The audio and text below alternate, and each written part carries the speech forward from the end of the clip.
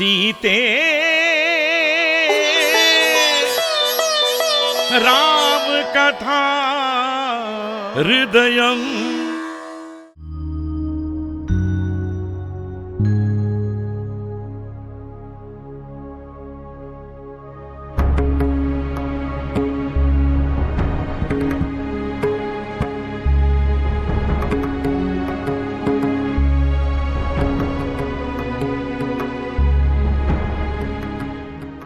पिताश्री को मेरा प्रणाम।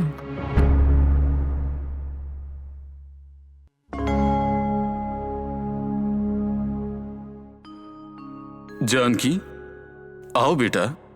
ऐसा प्रतीत होता है आप किसी चिंता में हैं। जब शत्रुओं का आक्रमण होता है तो चिंता तो सहज होती है। उस आक्रमण को रोकने के लिए क्या आपने कोई उपाय सोचा है पिताश्री? हाँ जानकी, जब शत्रुओं का बल बढ़ जाता हो तब केवल बल मात्र की ही नहीं, बुद्धि की भी आवश्यकता है। जी पिताश्री, परंतु यदि शत्रु के पास बल और बुद्धि ये दोनों अपार हैं, तब भी देवों का आशीर्वाद आवश्यक है ना पिताश्री? तुम क्या कहना चाह रही हो? तुम्हारी बातों के पीछे का उद्देश्य क्या है? पिताश्री, दूत से मुझे इस विषय में पता चला कि यदि सारे शत्रु मिलकर हम पर आक्रमण करेंगे तो उनका बल और भी बढ़ जाएगा।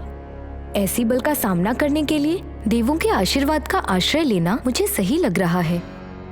पिताश्री, यदि देवों से सहायता मांगी तो संभवतः हम इस आक्रमण का सामना कर सकते हैं। सही कहा सीता, सही कहा।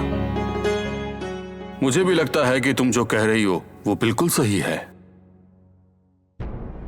तो इसीलिए मैं अभी देवेंद्र के लिए प्रार्थना करूंगा और देव बल प्राप्त करूंगा।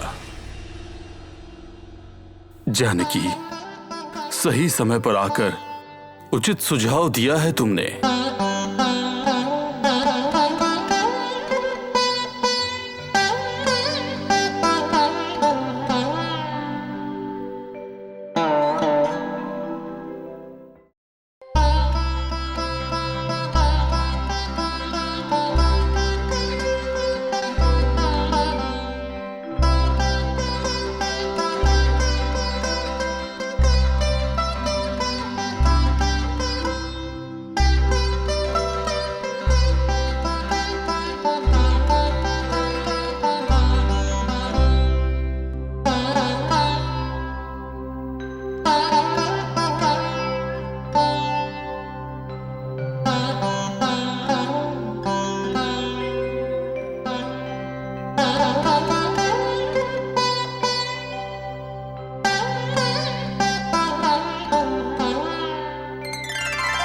कौशल्या, सुमित्रा,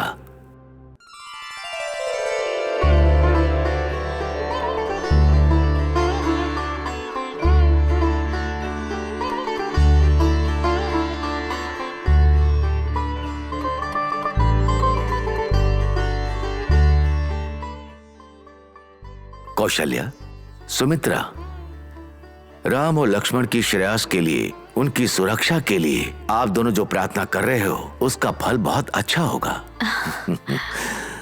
मिथिला में एक पुण्य कार्य का महायज्ञ हो रहा है। वहाँ पर शिव धनुष को उठाने का पुण्य कार्य भी हो रहा है। जिस तरह ब्रह्मर्षि विश्वामित्र जी ने रामचंद्र से राक्षसों का संहार कराने के उनकी कीर्ति को बढ़ाया है, उसी तरह मिथिला की यज्ञ के कार्य में, शिव धनुष दिखाने के कार्य में उनका सहयोग होगा ना? अगर ऐसा कुछ हुआ तो फिर रामचंद्र को जनक पुत्री से विवाह करने का योग भी बन सकता है ना? सुमित्रा, जनक महाराज के वंश ने धर्म के कार्य में, प्रजा के कार्य में और उस भगवान के अनुग्रह पाने में बहुत प्रसिद्धि प्राप्त की है। ऐसे में उनके साथ विवाह जैसे संबंध हमसे यदि जुड़ गए तो ये अधिक प्रसन्नता की बात होगी। जिस प्रतियोगिता को वीरों के वीर भी नहीं जीत पाए, उसको अगर हमारे रामचंद्र ने जीत लिया तो ये तो गर्व की बात होगी ना? कौशल्या, रामचंद्र के साहसी कार्य में मेरा पुत्र लक्ष्मण भी पूर्णतः सहयोग कर रहा है, ये गर्व की बात है। कौशल्या, तुम न केवल एक वीर माता बन गई हो, बल्कि एक बहुत बड़े कुल के कन्या रत्न को अपने बेटे के साहस के कारण तुम एक बहू के रूप में पाओगी। ये एक उत्सव मनाकर आनंद प्रकट करने का विषय है। देखते हैं भगवान की क्या इच्छा है। उस समय राम और लक्ष्मण को विश्वामित्र जी जब लेकर जा रहे थे तब बहुत चिंता हो रही थी, परंतु अब बहुत हर्ष हो रहा है, आनंद आ रहा है। क्या आज हम त्योहार मना सकते हैं?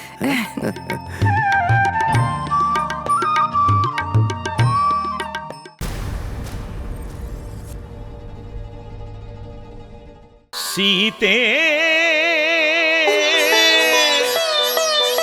राम कथा हृदयं